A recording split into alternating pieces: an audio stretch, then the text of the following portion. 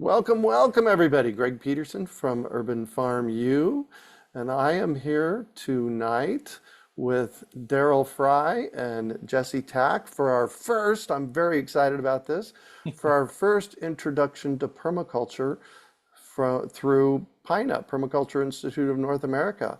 So Jesse, hello, why don't you tell us about that? Hello, yes, thank you, Greg. I'm excited too, and we're doing this in collaboration with Greg's business and our business with PINA.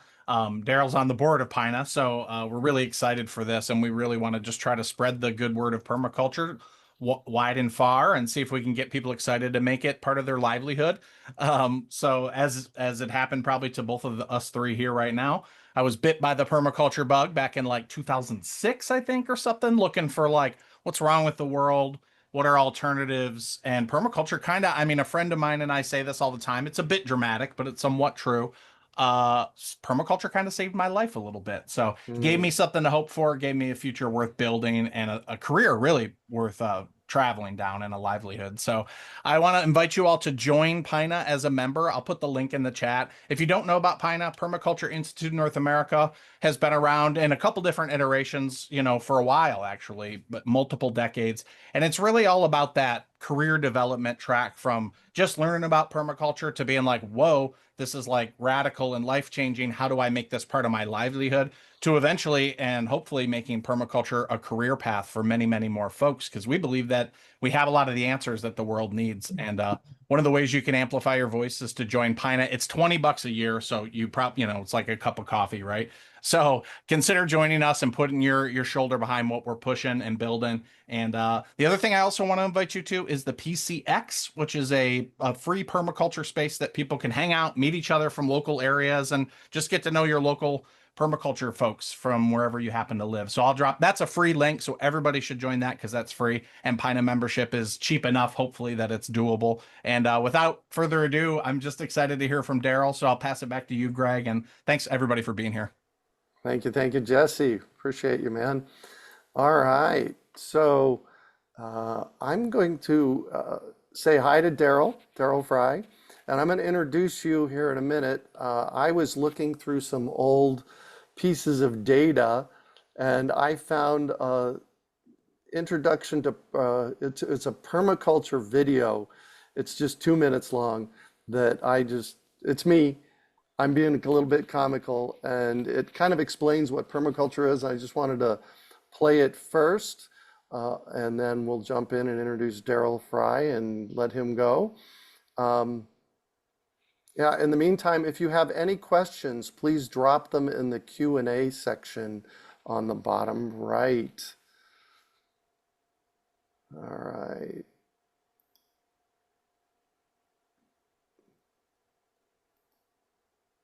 No. I've been doing this Zoom thing long enough, you'd think I know how to share a screen. All No, it's part of right, the fun of the Zoom get-togethers is there tech you issues. go. Hey, I see it. You see it? And hopefully you can hear it. So, who knows what permaculture is? Yay! Excellent. Anybody done a permaculture design course? Oh yes, of course you have, Cecilia. Yay! I like to call permaculture the art and science of working with nature. So how do we plug in and work in the flow of nature rather than against nature? We human beings, we want to work against nature. We have to swim upstream for whatever reason. I don't get it. There is a much simpler way. Grab a tube and tube down the Salt River. And that's what permaculture is. Permaculture is about floating down the river and working in the flow of nature. So we have our permaculture design course coming up. So over the course of 5 weekends, it's 72 hours. It is a deep immersion into what permaculture is and how to apply it in your life. When I did so I was standing, it was 1991, and I was standing in my driveway and the mail had come. I went to the mailbox and I pulled out this, and when I tell this story, I always project back to there. And I'm getting the chills just like I did then. There was this flyer in the mailbox that talked about permaculture. And I ran in, I was married at the time, I ran in and I said, Michelle, I've got to do this course. And I said, do you want to do it with me? So we actually signed up, did it together. And for me, it was a life-changing course because I got to see the difference between degenerative.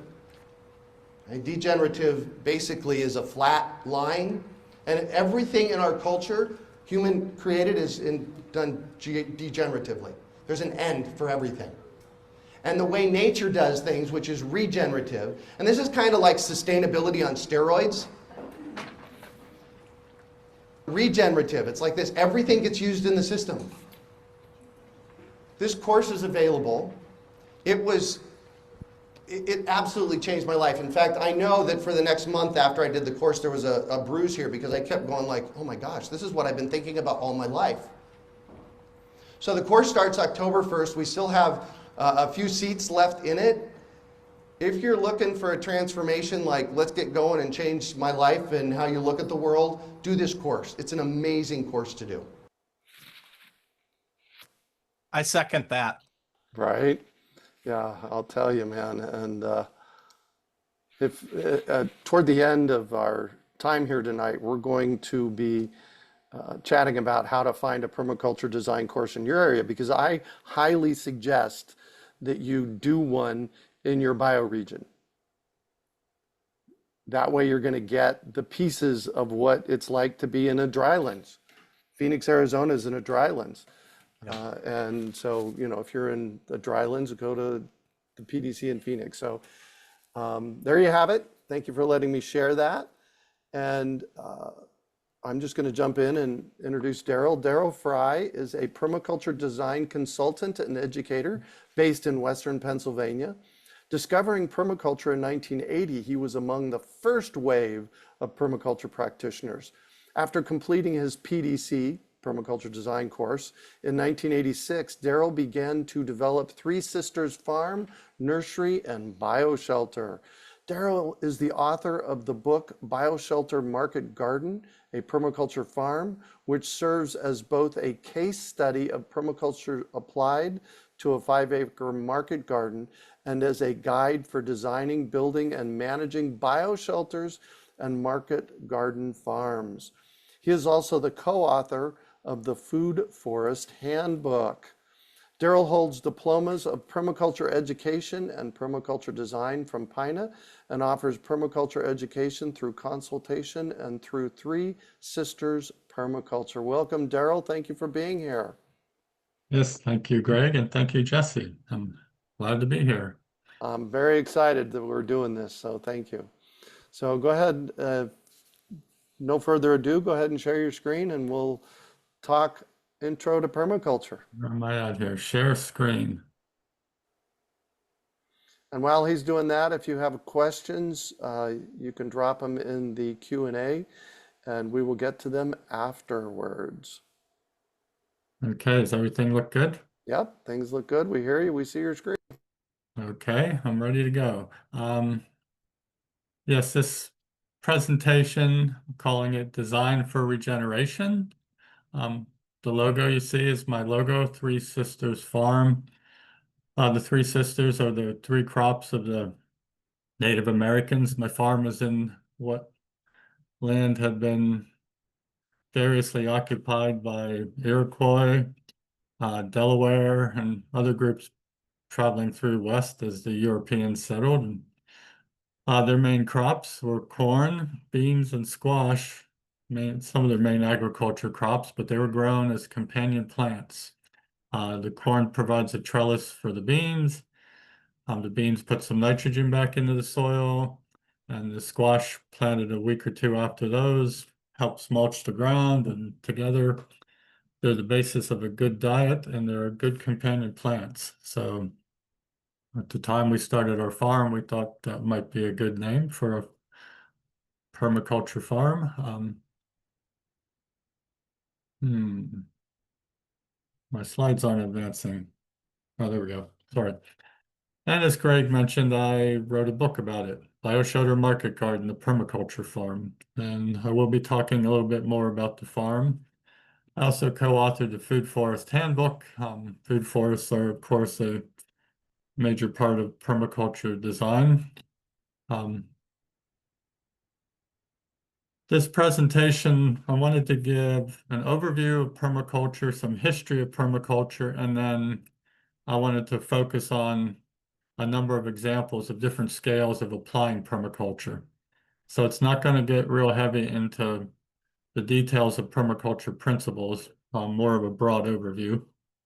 But I just wanted to put this question out up front. Why would we study permaculture? And if people take a permaculture design course, generally it's a 72 to 84-hour course. And many people are taking it basically to apply permaculture principles to their life. They might be a gardener, an urban homesteader, or they might own property in the country they want to develop, but they just want to learn more practices and techniques for developing their own land, their own home, or living a life more closer to the earth, more ecological. Some people take permaculture courses to apply it to the community. We had a couple in our design course last summer, and they bought a piece of property with an old log cabin specifically to set up community gardens and community space. So their main focus was sharing knowledge and information. Many people have a career and they might want to apply permaculture to their current work. They might be an engineer, environmental scientist, they might be an educator, they might work at the bank, but they permaculture principles can help inform more ethical and more earth-friendly decisions in any job. And then another reason people take permaculture design courses is to become a permaculture professional. And we will be getting into some of that as we go along. So permaculture was originally developed as a as the name permaculture, as a design system by Bill Mollison and David Holmgren. And there's information online, you can study this, but basic story I understand is that David Holmgren was a college student in kind of a liberal arts, free learning type college. And Bill Mollison was an instructor there, and they were friends and knew each other. So Bill mentored David Holmgren in the development of his thesis, where he was wanting to combine knowledge of ecology and environmental science with agricultural practices to try to create something that he called permanent agriculture. And permanent agriculture soon became permanent culture. So the term permaculture might be considered permanent culture, permanent agriculture, depending on how you're using it. So that thesis that David Holmgren developed was published as Permaculture 1. And David Holmgren, from my understanding, after the publication of the book and he graduated from college, he basically moved back to the land to kind of put these ideas in practice. Whereas Bill Mollison, at least 20 years older than him, he had a lot of background, a lot of experience working with nature, working with indigenous people, working with gardening, and he basically took it to the world. So he wrote, with some help, he wrote Permaculture 2, which further expounded on the ideas that they developed in Permaculture 1. And that book is now condensed into the Introduction to Permaculture. So if you want an early and a concise introduction to permaculture book, that would be the Introduction to Permaculture. Now, when you get really interested and involved in permaculture and you want to become more of a professional or just want to dive into the details, the book Permaculture Designer's Manual was published around 1999, I believe. And it's pretty thick and pretty heavy and can be expensive. It can be found in many libraries, but it's the, as it says, Designer's Manual. I had the pleasure of hosting Bill Mollison at my farm in 1990, right after we built our bioshelter. At the time, he was traveling with Scott Pittman, who was a permaculture teacher and long-term activist in the Southwest and internationally. Taught a lot of permaculture courses. He passed away a few years ago, but it was fun to have Bill at my farm, serving him venison and wild edible salad, and spending the afternoon talking about permaculture design and projects.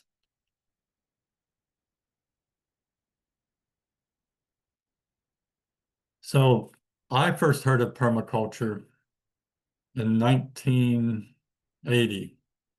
I was kind of a disillusioned youth. I was really interested in sciences in elementary school through my junior high and high school years.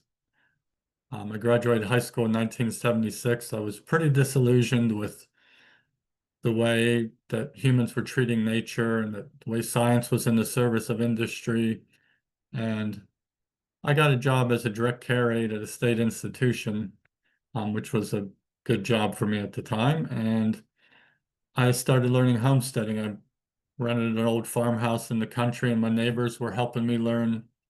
I've been a gardener all my life with my family, but my neighbors were helping me learn composting, raising chickens and goats, cutting firewood. And somewhere in there, I read an interview, was Mother Earth News Magazine, issue 66, I believe, in November of 1980.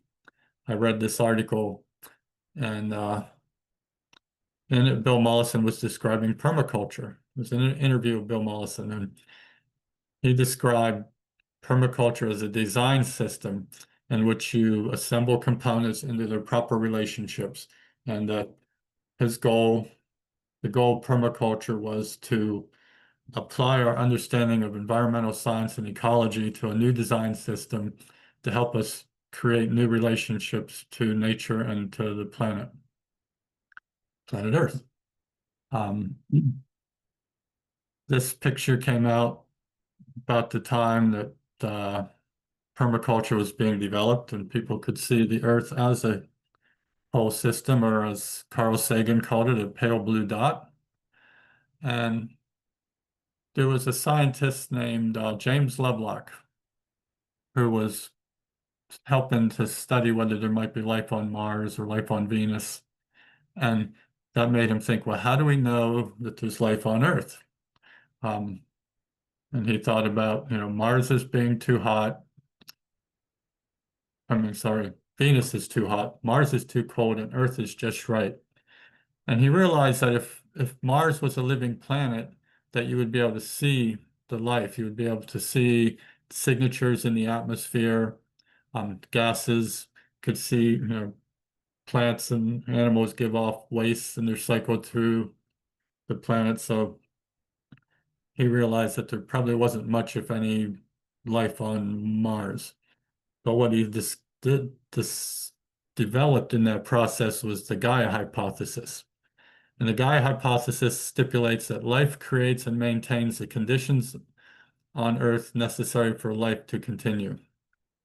All the organisms together regulate temperature, atmosphere, the surface reflection of the Earth, available nutrients. So this is really a key to understanding permaculture, that the Earth is a whole system, that the face of Gaia is many biomes, many regions on the planet, distinct climate and vegetation, deserts, alpine forests, tropical forests, grasslands, savannas, temperate forests. Each of these has their own ecosystems, their own life that have evolved for millions of years. There's biomes, which are larger regions, and then bioregions specifically within the biomes, and then watersheds that we all live in. And so, just understanding that we must preserve our own watersheds, our own bioregions, in order to keep the whole planet healthy. Is a key to permaculture. I really like this quote from the book Dune. All life is in the service of life. When you develop permaculture systems, when you're adding more diversity using nature, More nutrients are made available and greater richness as the diversity of life increases, and landscapes can become alive and filled with relationships and relationships within relationships. So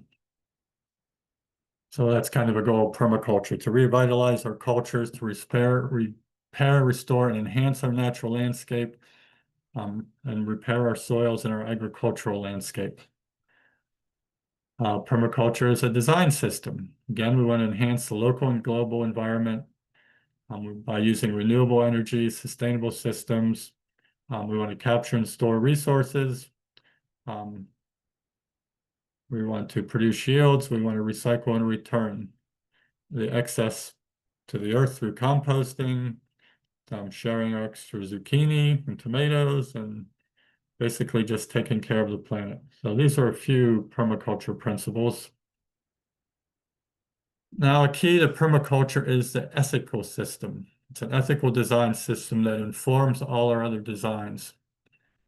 Is this technology going to care for the earth? Is it going to take care of people? Is it a fair share of resources? Now, any element you're putting in your design, any plans you're making, we want to compare to our ethics of permaculture.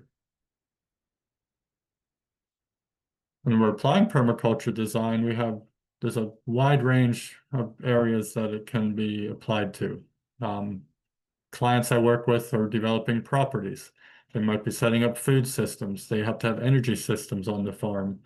We might be doing natural building, community action, education programs, or regenerative businesses are all areas that permaculture is applied to.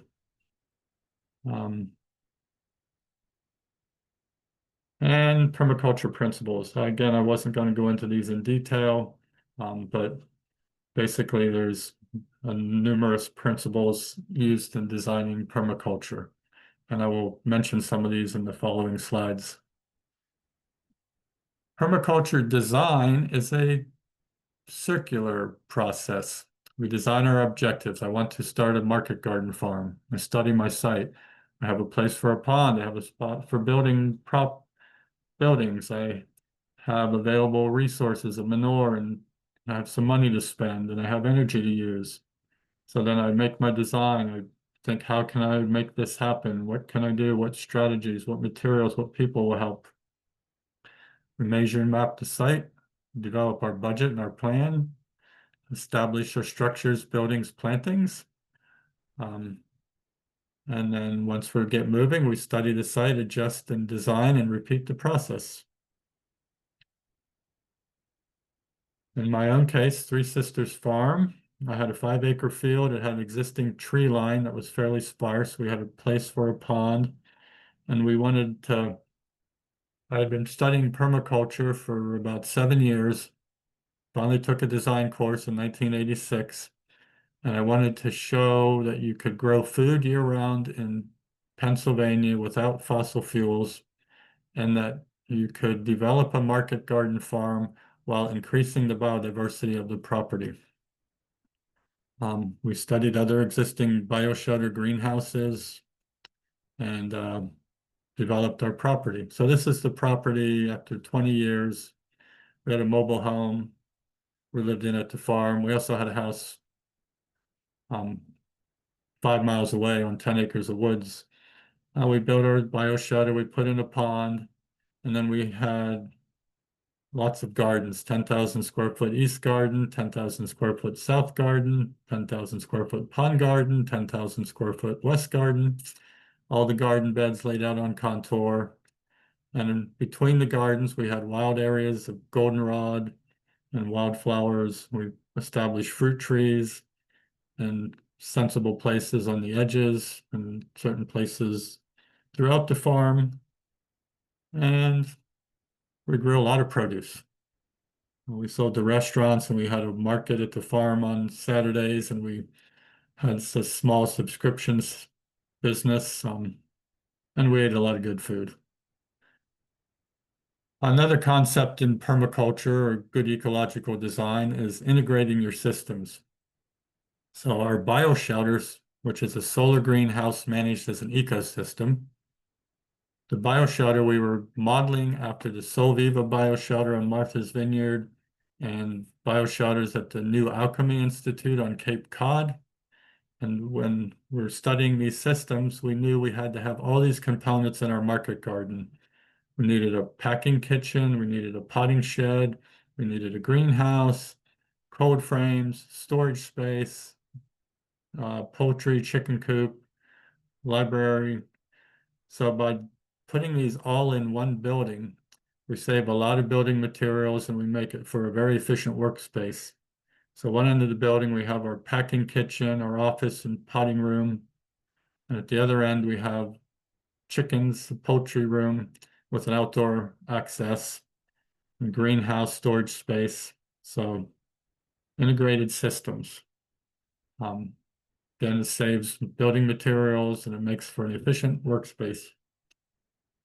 And this is what the bioshelter looks like at full production on the inside. Lots of little seedlings being started, crops in the ground, lots of flowers for beneficial insect habitat and cut flowers, herb cuttings ready to sell or plant out in the gardens. 2 floors of garden beds, so we have tomatoes hanging down from the top and edible flowers, pineapple sage growing up from the group below, giant rosemary plants, all kinds of fun stuff. And chickens. We had room for up to 50 chickens, so we usually had 30 to 40 chickens. Currently, I'm semi-retired from market gardening, so I might speak in the past tense a bit. I do go to my farm a lot now. My grandson lives there and we harvest fruits and they're starting to garden there. So smaller scale bioshelter is an urban farm, Garfield Farm in Pittsburgh. And they have a 3-acre urban farm. The bioshelter serves the same purposes. It has a little chicken coop inside. It has cutting greens in the winter. And they grow a lot of seedlings in there and some of their other tunnels. So there are all kinds of scales of these structures. Another project I wanted to mention is Buena Fortuna Botanic Garden in southern Baja. This was founded by the late Gabriel Howarth and his partner Kitsia. And it's 11 acres, planted in various plant kingdoms. And today it's an education center, botanic garden, and it's got 2,500 varieties of edible and useful medicinal plants, herbs, flowers. Very beautiful place. I'll be teaching a permaculture course there this coming winter. Just a pretty amazing project in southern Baja. On the urban scale, this is a project in Pittsburgh, just a front yard. This is probably 70 feet across someone's front yard. And we planted a couple little food forest sections. There's dwarf apple trees, dwarf mulberry, lots of other berries and herbs. We got a lot of strawberries this year, raspberries. We just planted it last year, but it already had gooseberries and gumi, some Saskatoon, even a couple mulberries. So lots of plants and herbs tucked into a small space. At the other end of the property, it's a little more shaded and we left it a little more open, but planted elderberry, blueberries, black currants, a dwarf cherry tree, blueberries. They wanted a lot of roses, so they were ornamental roses. But again, just spacing things at the proper spacing, but still fitting in a lot of plants in a small space.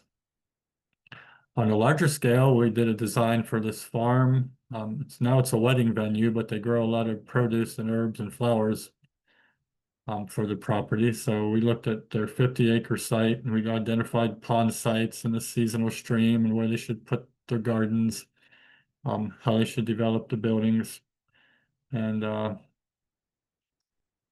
large scale. This is the rain barrel. It actually goes with the previous slides of the urban food forest. So we hooked up 2 sets of rain barrels, each 50 gallons. So They have like 400 gallons of rain stored for watering the gardens.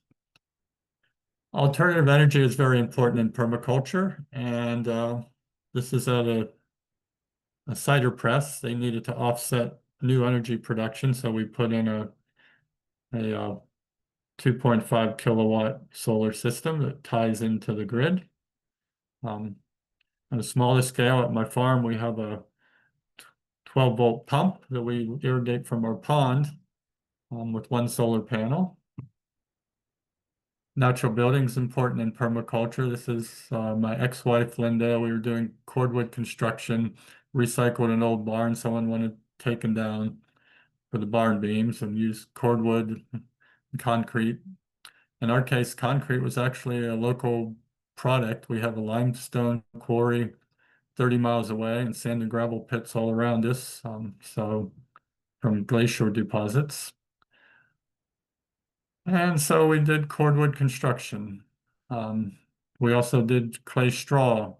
Basics of permaculture use of natural building is you want to use materials that are available in your own area. So straw and clay are widely available. So we did the clay straw walls and we did the cordwood. Some bamboo I grew to add structure to the straw. This is a strawbale building in Spain at a large permaculture project called Surulila, post and beam and filled with straw and local clay used as a plaster.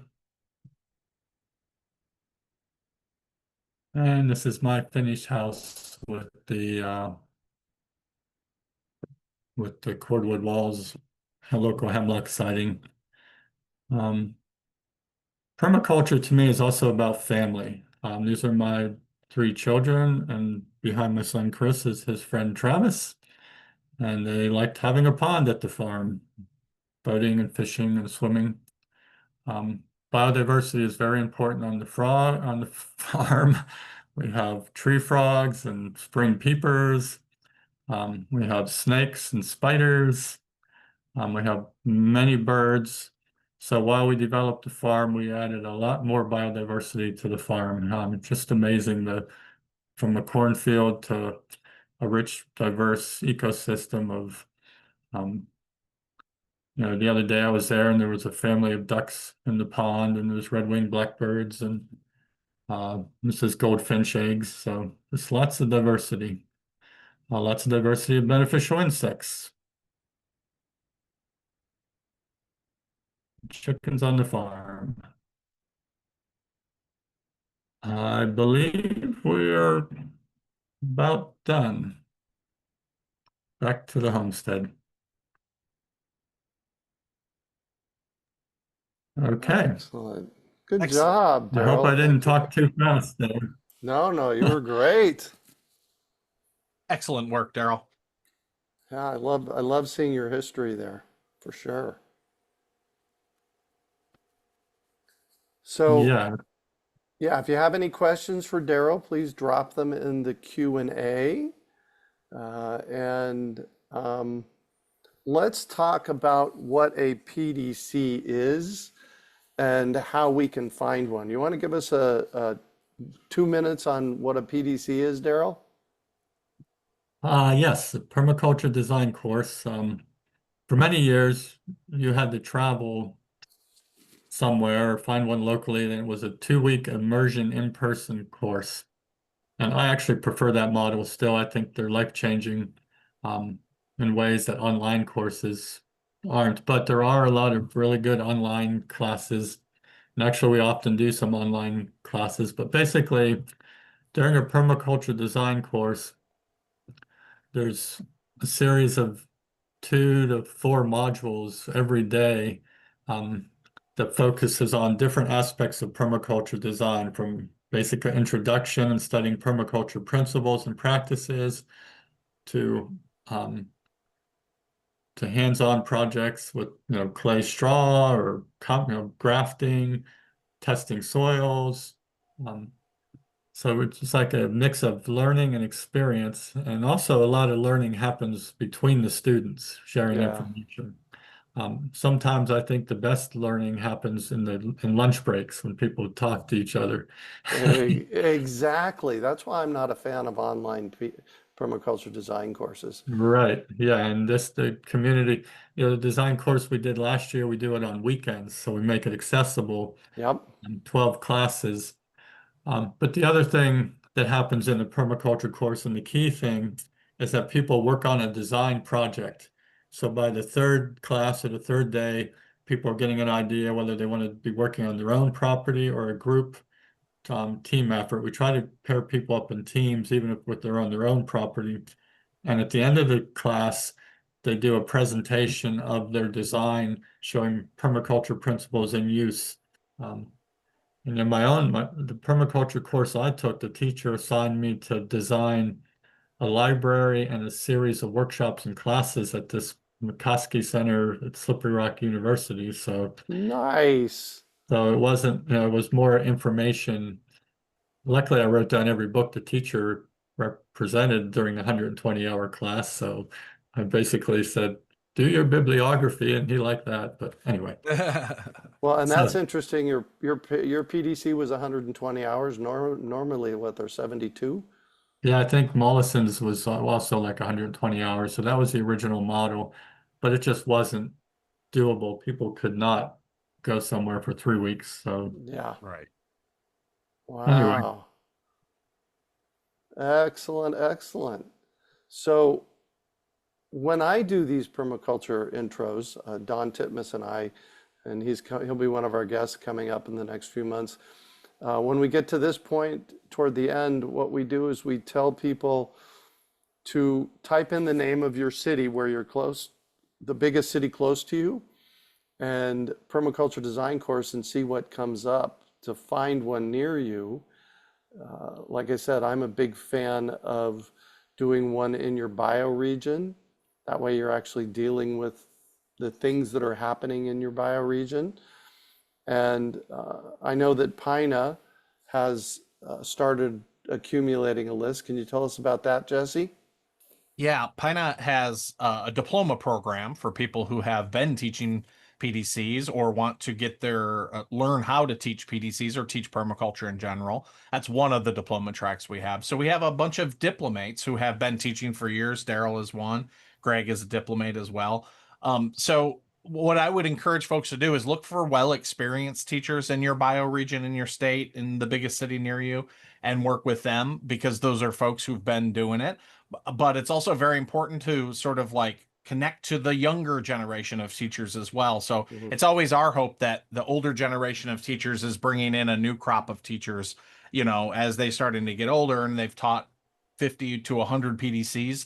It's time to maybe start to feature some of these newer educators who want to get into that work. So one of the things that PINA is going to do in terms of resources, we don't have it yet, but we're on it, is mapping in the North American continent, at least, where all the PDCs are.